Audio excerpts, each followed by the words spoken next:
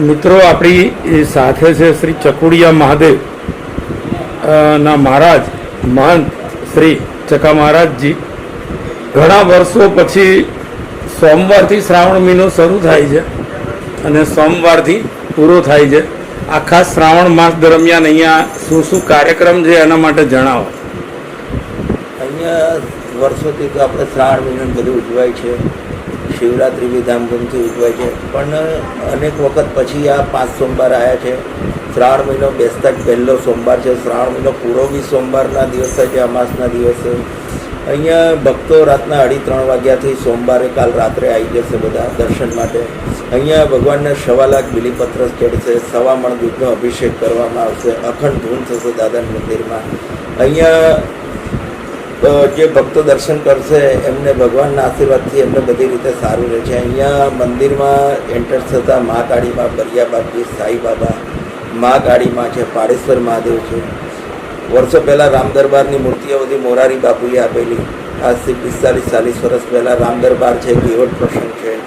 ઋષિકેશ મહાદેવ છે, હરદ્વાર જોડે જે ઋષિકેશ છે, શિવલિંગ ત્યાંથી લાવ્યા હતા ભગવાનનું, એટલે ઋષિકેશ મહાદેવ નામ આપવામાં આવ્યું છે. ઋષિકેશ મહાદેવના દર્શન છે. શનિદેવ ભગવાનના અહીંયા 2007માં શનિદેવ ભગવાનને બિરાજમાન કર્યા, પ્રાણ પ્રતિષ્ઠા થઈ એમની. અહીંયા 12 જ્યોતિર્લિંગ છે, 21 ફૂટ ઊંચું ભગવાનનું શિવલિંગ છે. ઘણાને ઈચ્છા થાય કે અમે બદ્રીનાથ જઈએ, કેદારનાથ જઈએ, પણ ભગવાનની ઈચ્છા વગર જઈ નથી શકતા. પછી અહીંયા આવીને દર્શન કરે છે તો એમને એવું જ લાગે કે અમે ત્યાં જઈ આવ્યા અને ભગવાનના દર્શન અમને મનોકામના પરિપૂર્ણ થાય છે દર્શન કરવાથી. અહીંયા શ્રાવણ મહિનાના 5 સોમવાર અહીંયા મેળો ભરાશે.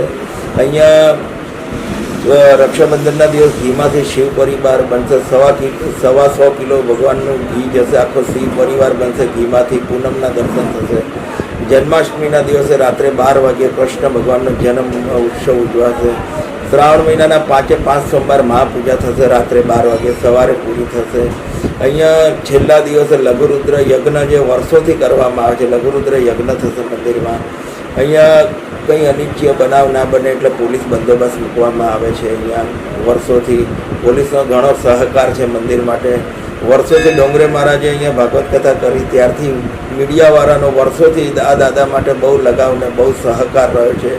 અને દરેક મીડિયાવાળાને ભગવાનનો ખૂબ આશીર્વાદ, ભગવાન એમની મનોકામના પરિપૂર્ણ કરે અને દાદા એમની દરેક ઈચ્છા પૂરી કરે, એમને બધી રીતે સારું રહે.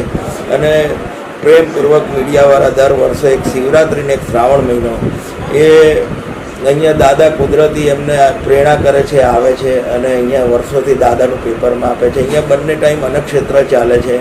જે મારા પપ્પાએ આજથી 1958માં સ્કૂલમાં શિક્ષક હતા, ભગવાને સપનું આપ્યું અને એમને ગોળ ને ચણાથી આ સદાવ્રત ચાલુ કરેલું. કોઈ બી મોટે માર્ગો આવે તો ડબ્બામાંથી એક મુઠ્ઠી ગોળ ને એક મુઠ્ઠી ચણા આપતા હતા. પછી ભગવાને સપનું આપ્યું કે હું જોડે છું કે 5 સાધુને જમાડો. પછી પ્રિન્સિપલ સાહેબે કીધું મંદિર સંભાળો, કાં તો નોકરી કરો. રિઝાઇન મૂકી દીધું અને 5 કિલો ઉછીનો લોટ લાવ્યા. ગુડી પડવેના દિવસે 1958માં સદાવ્રત ચાલુ કર્યું. પછી પહેલી કથા શંભુ મહારાજે ભાગવત કથા કરી અન્નક્ષેત્રના લાભાર્થે. પછી બીજી કથા મોરારી બાપુએ કરી, નાનાલાલ રાજગુરુએ કરી. પરમ પૂજ્ય ડોંગરેજી મહારાજના પગલાં પડ્યા ત્યારથી ઘણી મંદિરની ચડતી થઈ. ઘણા બી અત્યારે એમને કીધું હતું કોઈ બી આવે જમવા માટે એમને ના નહીં પાડવાની. બંને ટાઈમ 700-800 માણસ જમે છે. અહીંયા કોઈ મધ્યમ વર્ગનું હોય તો એને 10 કિલો લોટ, 10 રૂપિયા દક્ષિણા. સાધુ સંતોને ડેલી દક્ષિણા આપવામાં આવે છે. અંધજનો સોમવાર ને ગુરુવાર આવે એમને મંદિર તરફથી 10 રૂપિયા આપવામાં આવે છે. મંદિરમાં 150 જેટલી ગાયો છે, ગાયનું દૂધ આવે છે, એ અમે વેચતા નથી, ભગવાનની સેવામાં વપરાય છે. અહીંયા અંધજનો છે, સાધુ સંતોની ચા છે એમાં વપરાય છે. અને ગાયો ગૌશાળા છે મંદિરમાં, સદાવ્રત ચાલે છે. અને મા બાપના આશીર્વાદ, સાધુ સંતોના આશીર્વાદ. અહીંયા 300 વર્ષના બંસીગીરી બાપુના પગલાં પડેલા છે.